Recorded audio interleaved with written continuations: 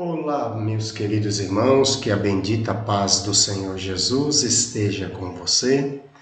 Nós queremos falar um pouco hoje sobre o tabernáculo. A pedido do irmão Eric, nós temos algumas aulas sobre o tabernáculo em nosso canal no YouTube e ele pediu que nós falássemos um pouco mais. Então hoje eu queria trazer uma tipologia do tabernáculo. Uma aula introdutória sobre o tabernáculo.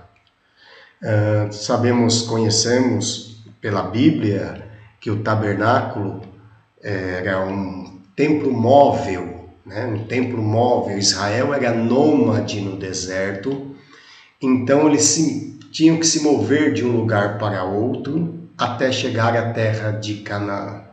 E com isso, o povo de Israel precisou fazer um templo de adoração a Deus que pudesse ser montado e desmontado no deserto. Nós não vamos entrar nos detalhes das peças do tabernáculo, isso deixaremos para uma outra aula. Inclusive, temos aula no YouTube, eu vou deixar o link na descrição, dando detalhes de cada peça do tabernáculo, que simboliza cada peça do tabernáculo, inclusive a cobertura, a porta do tabernáculo, o véu, por que tinha 4 cores, que simboliza essas 4 cores, tá? Até as cordas trançadas em 3 para segurar a cobertura do tabernáculo, tudo isso tem uma simbologia. E está nas nossas aulas que eu vou deixar o link para você. Bom, vamos lá. O tabernáculo, então, como eu acabei de dizer, era um santuário portátil, construído por Moisés, que servia de morada para Deus entre o povo de Israel. E a título de introdução, tudo no tabernáculo remete a Cristo. Tudo no tabernáculo é uma sombra de Cristo. Se você olhar por essa ilustração, eu vou dar mais detalhes, o que simboliza essa ilustração. Já você vai ter uma noção melhor do que eu estou dizendo, tá? Bom, tabernáculo então é um símbolo de Cristo, de acordo com a interpretação bíblica da tipologia. O tabernáculo, ele tinha 3 divisões. A primeira divisão que nós vemos era o pátio externo, essa área aqui chamada de pátio externo. A segunda divisão era o lugar santo, essa região. No pátio externo, nós temos o altar do sacrifício e a pia de bronze. Dentro do lugar santo, nós temos o candelabro, a mesa dos pães e o altar do incenso. E a terceira divisão era o lugar santíssimo, onde somente o sacerdote poderia entrar uma vez por ano. Nesse local tinha a Arca da Aliança. Muito bem. Falando um pouco mais sobre as peças do tabernáculo, temos a porta do tabernáculo. A primeira peça que nós encontramos é o altar do sacrifício. A segunda peça, a pia de bronze. A terceira peça é o candelabro, já entrando do lado esquerdo. E de frente nós temos, da entrada da porta, nós temos o altar do incenso.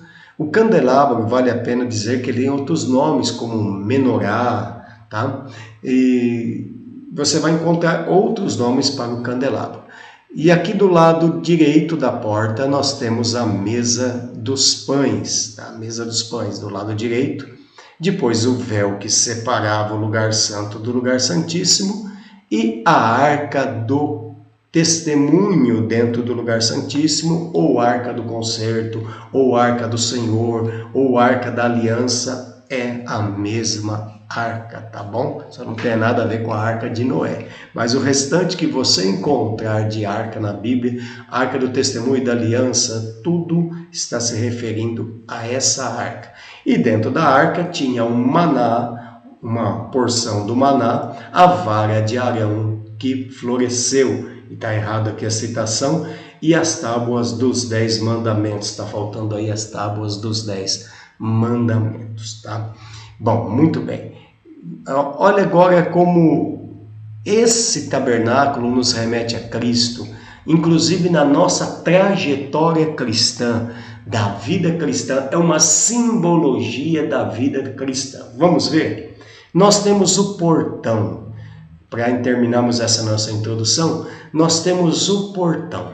Primeiramente, o portão ou a porta de entrada do tabernáculo. E o que Jesus vai dizer em João 10:7? Eu sou a porta das ovelhas. Quem entrar por mim entrará e sairá e encontrará pastagem. Essa porta nos lembra de Cristo. E depois nos deparamos com o altar do sacrifício, o local onde o cordeiro era imolado para perdão dos pecados do povo de Israel. E nós vemos, irmãos, que em Hebreus 9:28 vai dizer que Jesus é o verdadeiro sacrifício. Jesus é o Cordeiro Pascual. Jesus, em outros textos, muitos textos da Bíblia, vai dizer que Jesus foi morto pelos nossos pecados. É o Cordeiro de Deus que tira o pecado do mundo. Então, primeiro nós encontramos a porta que é Cristo. Depois nos deparamos com o sacrifício de Jesus feito na cruz do Calvário por nós. Aí nós vamos nos deparar com a pia de bronze, aonde os sacerdotes se lavavam as mãos. Mateus 3:13-17 fala do batismo de Jesus.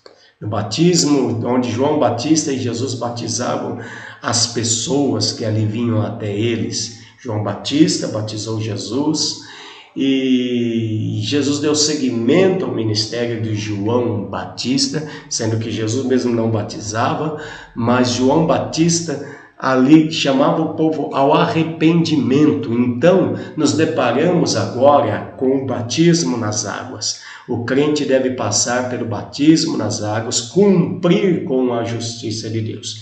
E entrando depois, saindo da pia de bronze e entrando no lugar santo, nós vamos nos deparar com a mesa dos pães.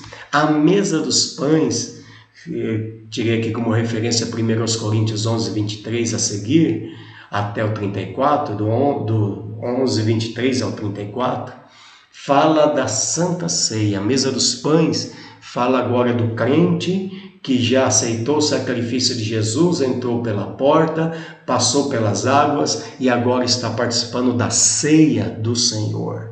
Ceia, tá? Perdão, não é Santa Ceia, é ceia do Senhor. Santa Ceia é uma invenção lá atrás, vamos deixar para lá, do tempo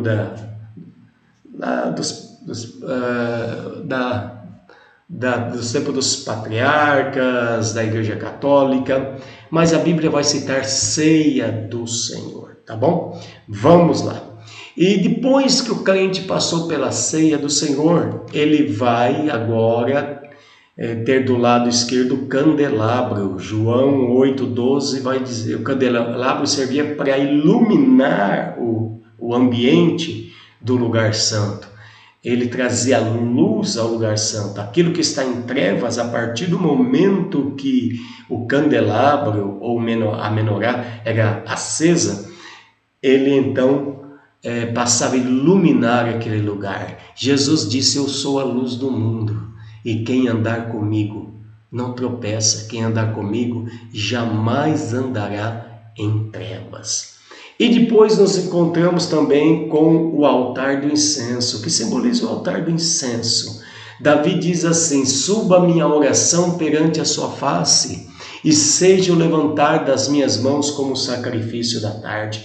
Em Apocalipse 8:4 João diz, eu vi a oração dos santos, que subia como incenso suave. Fala do crente, agora que está iluminado pelo poder do Espírito Santo, participou da ceia do Senhor, aceitou o sacrifício, passou pelas águas, entrou pela porta, agora ele vive uma vida de oração.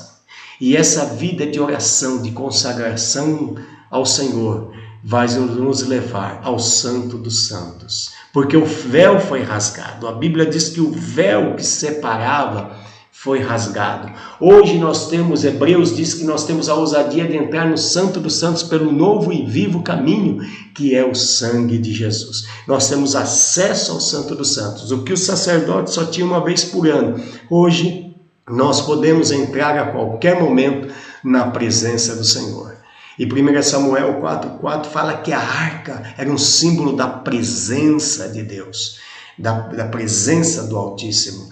Então, estar diante da arca era estar diante da presença de Deus, um símbolo da presença de Deus. É o crente que passou pela porta, aceitou o sacrifício, batizou nas águas, participou da mesa do Senhor, foi iluminado pelo poder do Espírito Santo e agora vive uma vida de oração. E ele está agora na presença de Deus, na presença do Todo-Poderoso, na presença do Senhor. E aí, a minha pergunta é: você aceitou o sacrifício de Jesus? Já aceitou? Já desceu pelas águas? Já participou da ceia?